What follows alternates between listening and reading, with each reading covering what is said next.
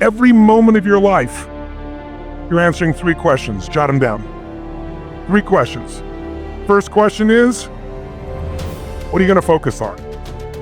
Right now, whatever you're focusing on affects you. If you're focusing on how you're going to use what you can learn this weekend, you could be focusing on the smell of your neighbor after all that jumping up and down. There's so many things you can focus on. We don't focus on everything. We focus on a small number of things, and that's what we experience in life. And focus, write down, equals feeling. Whatever you focus on, you're going to feel, even if it's not true. Have you ever had somebody tell you something and said, you think John is your friend? John's not your friend. He's talking behind your back. And you go, no, he's not. John's my friend. You misunderstood. But if 2 or 3 people tell you John's talking behind your back, you can get pretty pissed off because that's really just hurt, right? And then maybe you confront John. Who's ever done this? Confronted somebody about something you've done and then found out you were wrong and felt like an idiot. Who's ever had this happen before? Say I. So the most powerful decision we make, and most of us don't make it consciously, is what are we going to focus on? Because you could be focusing right now on the blood rushing through your left ear or the touch of your clothes against your skin, but you don't.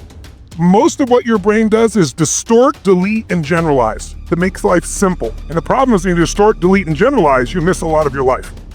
So we want to kind of see if we can't get out of that. And what we got to do is figure out what the focus is. Let me give you 3 patterns of focus. You tell me which of these are you. And there's no right or wrong, and don't get personal about it, because if you don't like your answer, we can fix it. I want you to think like software. Here's my question. If I asked you, there are 2 things you could focus on, what you have or what's missing. Which one do you spend more time focusing on? Shout it out.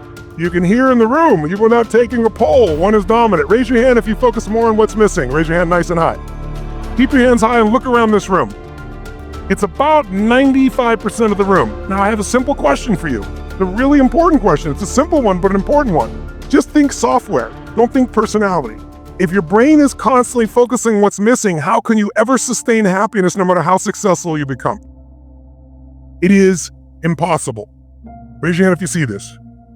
And it's dominant in this room because most of you, how many consider yourself to be an achiever? That's part of who you are as an identity. So as an achiever, looking for what's wrong for a moment so you can fix it can be a good thing. But what happens is it becomes a habit, and then it doesn't matter how much you achieve, you're not happy. You know how many multi-billionaires, you know how many entertainers with their Oscars or their Emmys or their Grammys that I work with, who you would think would be the happiest people in the world? They're worth almost $1 billion, some of them. They're the best in the world at what they do. Everybody loves them, and they're miserable. I get the call. And why is it? It's because they keep focusing on what's missing no matter what they have. That's one pattern this weekend. If you only change that, would change your life. What happens when you focus on what you have? You feel alive. You feel no scarcity. You feel joy. How many of you have lots of things in your life that if you focused on it, you could feel grateful for, you could feel excited about? How many got lots of things like this now? Say I. But it doesn't exist unless you focus on it. And we all have patterns of focus. The second question is, what does this mean? Because the minute you focus on something, you have to give it a meaning. Is this the end or the beginning? Is God punishing me? That's why this problem happened? Is God challenging me? Or is this problem a gift from God? See, if you think it's the end of a relationship, are you going to feel the same way, act the same way as if you think it's the beginning of a relationship? Yes or no? No. The meaning changes the answer to the third question, which is, what am I going to do? Because meaning equals emotion. Whatever you give a meaning, you're going to have a feeling. If you think God is punishing you, you're going to have a very different feeling from that meaning than you think God is challenging you or this problem is a gift from God. How many follow here? Say I. People oftentimes have trouble in their relationship. You know why? In the beginning of a relationship, what's your focus? Are you trying to get them to give you things? Is that the primary focus? When you really love somebody, what will you do for them? Shout it out. What will you do? What will you do? What will you do? If someone says to you, would you take out the trash? Go take out the trash. What else can I do for you? In the beginning. But after 7 days, 7 weeks, 7 months, 7 years, or 70 years, somewhere between 7 days and 70 years, they go, could you take out the trash? You go, what do I look like? You're a janitor.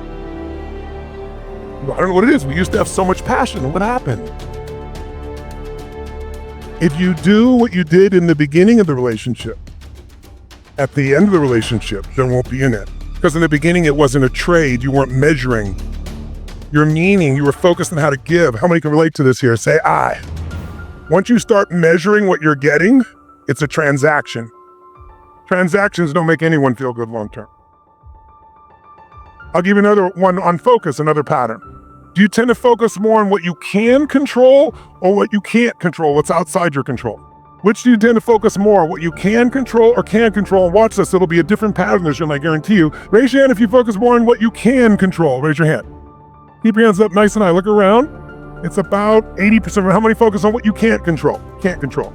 It's about 20. So it's about 75-25 or 80-20. But notice this one is more focused on what you can control, more people. That's why you came here. How many of you came here so you could take more control of some area of your life here? Say, "I."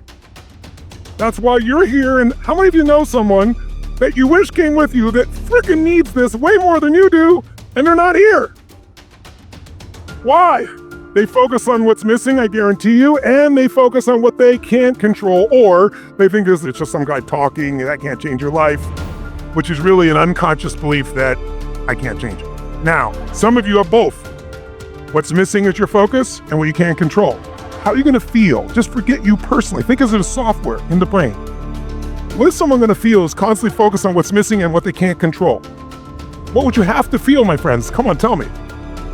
Sad, frustrated, angry, depressed? But think about this. This is how we function. So why are they still depressed? Because they are still focusing on what's missing and they're focused on what they can't control. And I'll add one more. Do you tend to focus more on things from the past, the present, or the future? We all do all three, but where do you spend more of your time? Raise your hand if it's the past. Now look around the room. It's only about maybe 1 or 2% of the room. Because if you focus too much on the past, you wouldn't even come to a program like this. You might get enough of it, say, I want to change it.